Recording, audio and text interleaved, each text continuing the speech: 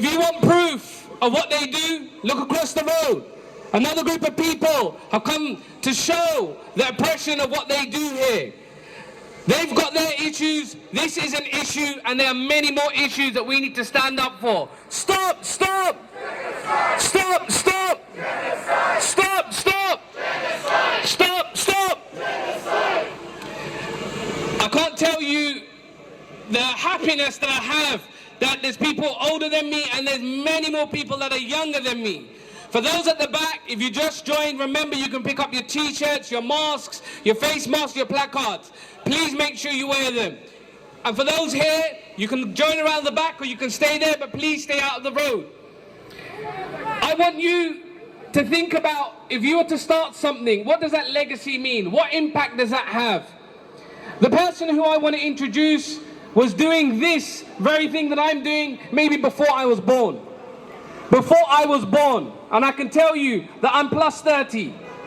Imagine, before I was born, they were doing this for you, for your parents, for our community, standing up for justice. They set up organizations to represent you and our community and our organizations.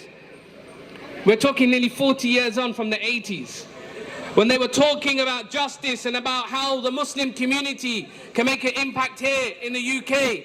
And who are we talking about? We're talking about our dear Sheikh, our uncle, our elder, our mentor, Uncle Iqbal Sacranie.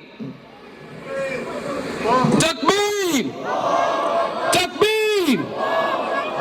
Friends in humanity, Assalamu alaikum wa rahmatullahi wa barakatuh.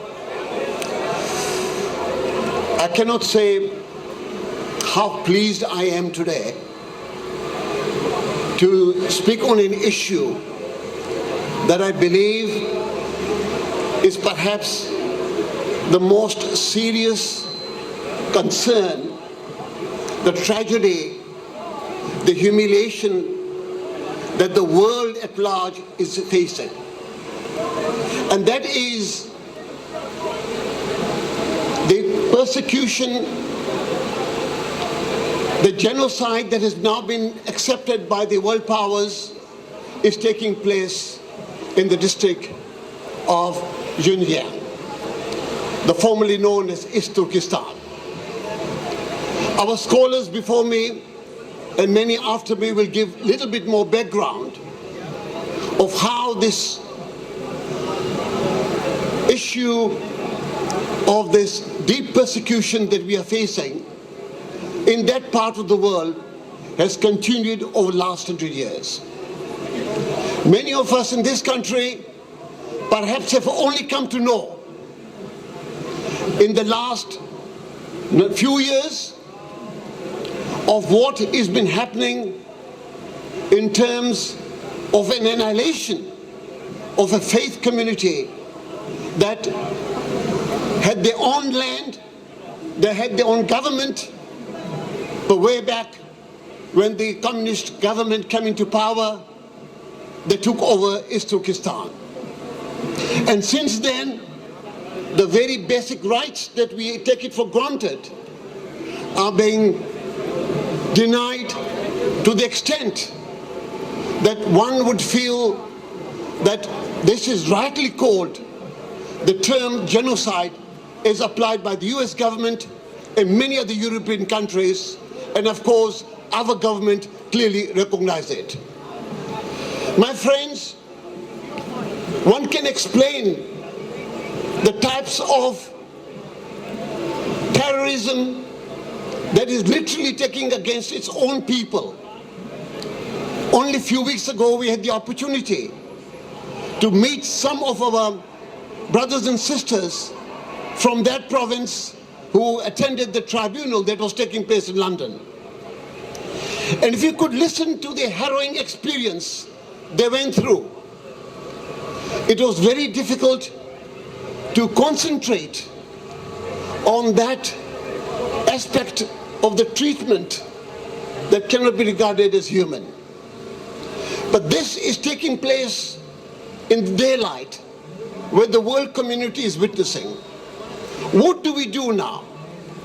Of course, we can attend the demonstrations as rightly we have done today, to raise awareness to our community and the communities around the world. This is not a Muslim issue. It is an issue of a basic human right of a person. But the fact is, the people who are suffering happen to be Muslims.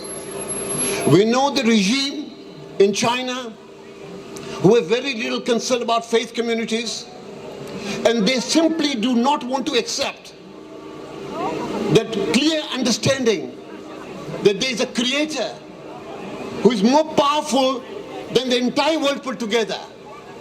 And it is through the will of Allah subhanahu wa ta'ala that we can attain success in what we are doing.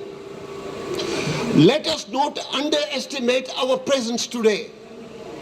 We may be fewer in numbers, but time will come when the world community will no longer tolerate this form of abuse, and it won't be too long before we see millions of people in different parts of the world marching through and bringing an end to it.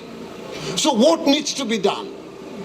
There are three specific points which I think as a community, as people of the human mankind that we are, we can do. Of course, we want to convince the Chinese government that it is not right and proper for a superpower that is now being seen as the superpower in this world to carry out such sort of atrocious acts and demeaning human life in this manner. This has to stop. And if the government of China is refusing or not accepting what is happening, then do allow independent observers to visit the province and see for themselves whether it's all fabrication or is it the truth. And if it is the truth, then China has no other way but to accept and bring an end to this form of atrocities. What has happened to South Africa? What has happened in the history of mankind? Has any power succeeded beyond the term that they are in carrying out such acts of atrociousness, of demonizing human mankind in the manner it's being done? It is a matter of temporary time. And those who create oppression, those who do not value human life, then there is the most all-powerful who has the best plan. He's the best planner, and he has taken upon himself to deal with such sort of matters. Secondly, my respected elders and brothers, this issue has been supported by faith communities across. It is a matter of pride for us that people of no faith and no faith have come together and expressed this disgust and the change in policy that should take place in China.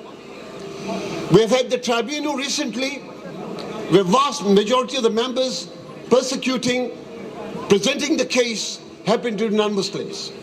And therefore, it is important that we pass the message to our friends, to people of our neighbors, and bring it under conversation so that there is a greater awareness, and the media will then take note of what is happening, and it should happen.